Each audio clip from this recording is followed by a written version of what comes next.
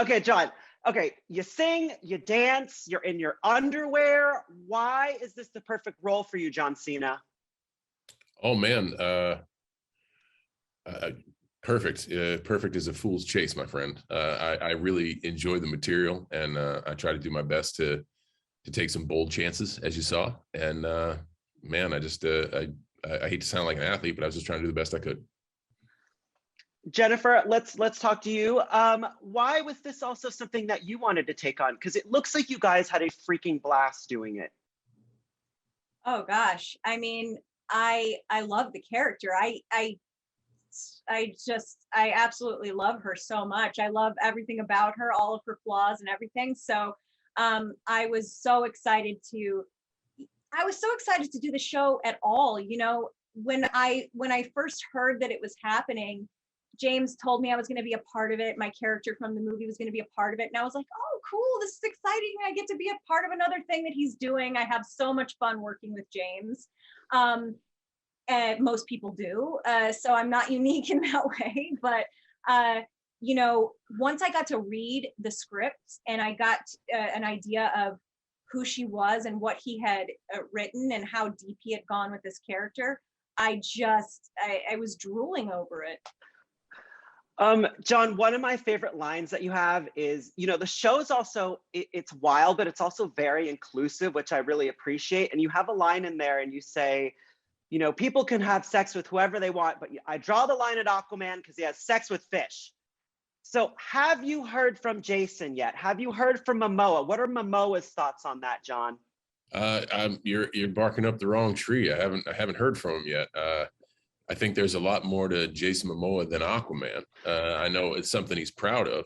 I hope everybody can take Peacemaker in stride, because I would look at it as nothing more than jealousy from Peacemaker. I think he's really chasing something that he doesn't have. And hopefully Aquaman, aka Jason, can look at it like that.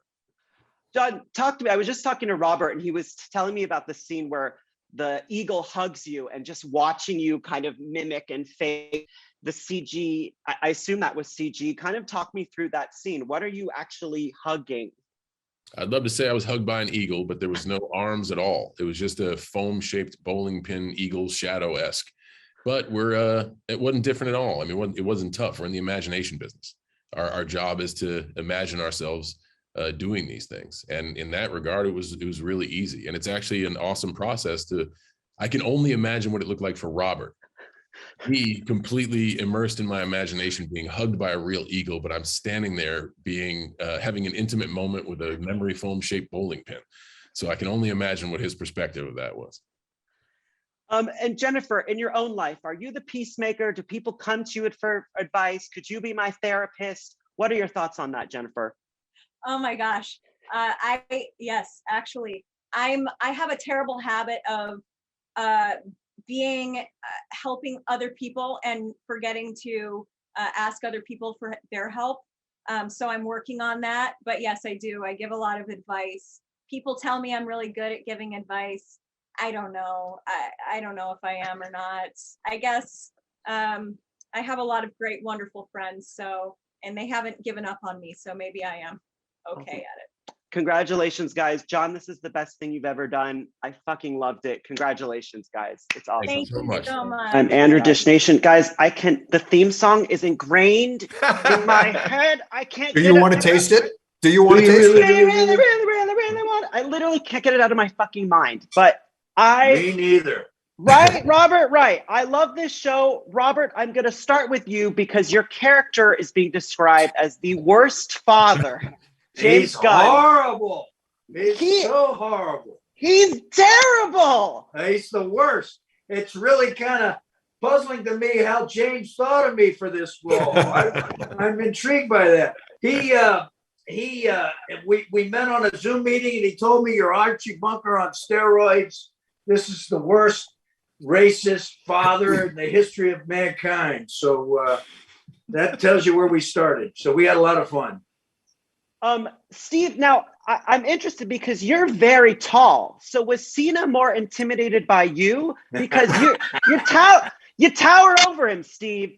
Barely. Cena's really tall. I noticed that when we were doing Suicide Squad, like the first day working with him. It was like actually everybody on that set was really tall, which I love. But no, there's no way I am intimidating to anybody. Come on, could you take on Robert Patrick? How about that? No, No Robert's. I would way. never want to fight Robert. Oh, yeah. Right. You'd have an easy time with me, Steve-O. I don't know. Peter kind of described what's Peacemaker is the anti-hero. What does that mean? What does anti-hero mean? In his own way, he's a pretty reprehensible human being, certainly as we introduced him in the Suicide Squad. So, I think the goal was, for James to really explore the idea of toxic masculinity and what does it mean to be a man. And I think in the early episodes, you see Chris and who he is and how he's completely missed out on, how the idea of what a man is has evolved, certainly while he's been in prison. And so over the course of this series, in many ways, thanks to, Agee and, Robert's portrayal of him, you start to understand, where the genesis of his behavior comes from. And, ultimately, in order to turn him into an empathetic character, you had to have a pretty horrible upbringing. And Agee delivers that in spades. Now, Agee is such an asshole, Robert. He's a bad man. Steve and Robert, I want to know, obviously, Peacemaker has a pet eagle, and that's a whole thing. Have you two had what any a trip. have you two had any weird pets in your own life? What are some weird pets in your life? Steve, I'll start with you. I had a corn snake named Houdini. Wow. For quite a few years. Yeah, that's the weirdest pet I've ever had. Robert Patrick, what weird pets have you had? I can't top that. No, I can't top that. I'm a dog guy, so they're not weird. I will tell you, shooting that scene where I have the eagle in the garage, I was kind of concerned about, geez, did I just leave the eagle in the garage for 4 years? I mean, that's horrible. So that was the first notch in my armor, mistreating an animal. But to be there and see the scene where John's literally being hugged by the eagle, that was hilarious. Because John's down on his knees and there's nothing around him. He's imitating being hugged. It was fantastic. Unbelievable. Awesome. Thank you, guys. I love this show. Congratulations. Thank you so much. Thanks, Andrew. You, brother. Thank you. Thanks, guys. Andrew Destination. James, I can't get that freaking theme song out of my head. It's like in my brain. It's like literally like nonstop. I was saying to John Cena last night, I said, John, what is with that song? Because I have seen that opening dance scene more than anyone in the world. I have seen it literally 1,000. No kidding. I've seen it 1,000 times. Yeah. And the other day, I'm getting ready to see my family, and I'm brushing my teeth, and I'm singing "Do You Want to Taste It" by Wigwam, and I'm still enjoying it. It's the greatest song ever written, and now everyone else is going to know. This is the only TV show, and I'm not shitting you, James, that I watch the intro every time. I know it's coming, but I have to watch it. It's part of the experience of watching the show. A part of my goal was to vanquish the skip forward button. It's to allow the audience to see all of our crew members, our editors, our production designer, our the guest stars, and to see the names of the people that work so hard on this show. That's what my goal was. Also our end credits, because we have at the end of every end credits, we have a little special something for people who stick around. So people have to really watch the whole episode if they want the full Peacemaker experience. Now, my first question really is there's singing, there's dancing, there's naked John Cena, there's John Cena in tidy whities, there's a pet bald eagle. James, what the hell is going on in that brain of yours? What the hell's going on up here? Where do you come up with this stuff? You've seen John Cena. He's good to look at. And, why not show him off in his tidy whities? And I love eagles. I love all animals. And if I could have a sweet dog-like eagle as a pet, I would probably take it, but I don't think too much. But you know what? Here's the interesting story. In the first episode, we see that eagle hug John Cena. That's based on a true story. What? Swear to God. There's a guy who rescued this bird of prey, this bald eagle that he fixed his wing when he was a little tiny eagle. he raised him and, fed him and did all this stuff. He was a vet, and he put him in one of these places where you put eagles, I guess, where they save eagles. And after a year, he went away and he came back, and the eagle saw him and went crazy and went over and hugged the guy. And it was so touching. Like, the story is so heartwarming and beautiful that I was like, oh my God. So I stole it. It's freaking brilliant. Kind of talk to my audience though. And it's hard to encapsulate because John is he's like kind of a very serious guy. But when you see him on this show, this is by far the best thing he's ever done. But talk to me about working with an actor that takes himself so seriously, but they're willing to go there no matter how crazy and insane they look. Well, the relationship between John and I is one of very deep trust. So he lets me, I'm never going to make him look bad. I'm never going to edit him in a way that makes him look, bad. And he knows that. I'm only going to get the very best performance out of him. And one of the reasons why I wanted to do the show was I saw these aspects of John Cena, this dramatic quality that people haven't seen in him. And I wanted to create a showcase in part to show people what he's capable of.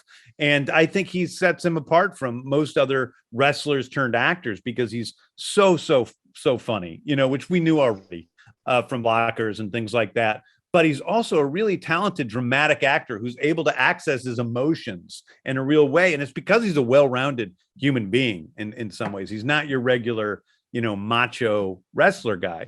And a lot of these guys, they have it in their contracts that they can't get beaten up. They can't lose a fight. And John is like, no, kick my ass.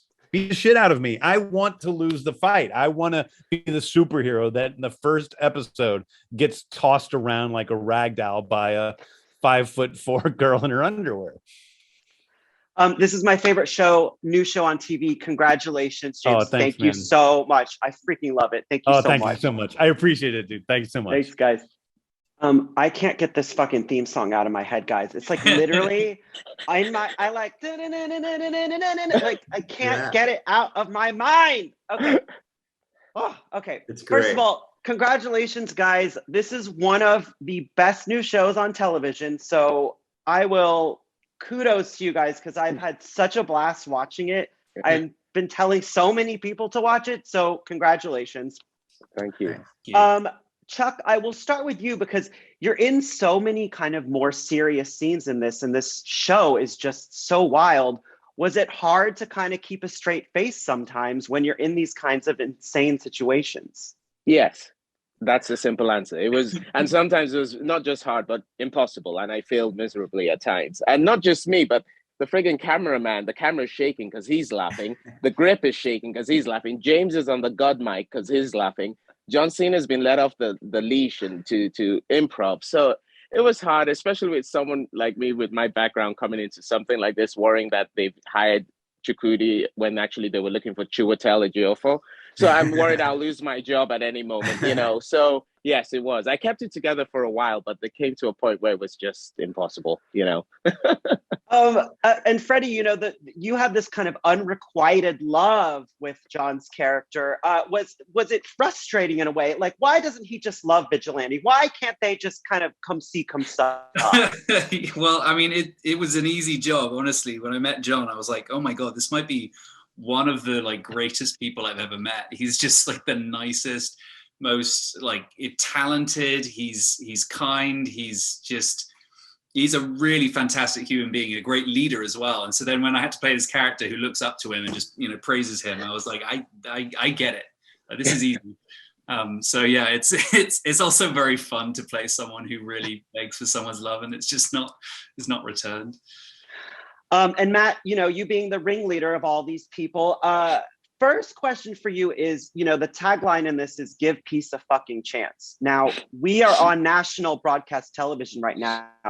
They just bleeped me saying that. Right. Can you give me the G-rated tagline of what you would call this show? The G-rated tag, well, basically the show is about a very broken superhero. It's not your typical superhero show. It's about a guy that's got a lot of issues and really needs to redeem himself. and his really equally effed up friend Vigilante, and both of them are these very broken anti-heroes. They kind of come together with this team and not only like fight the bad guy, but they find a little bit of redemption for themselves.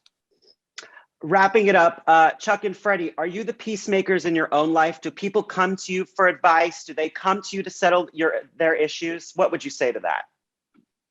Strangely, yes, because I don't see myself as someone who should be given advice, but I seem to get that a lot. Usually strangers in coffee shops in New York, for some reason. Don't ask me why, but they do it all the time.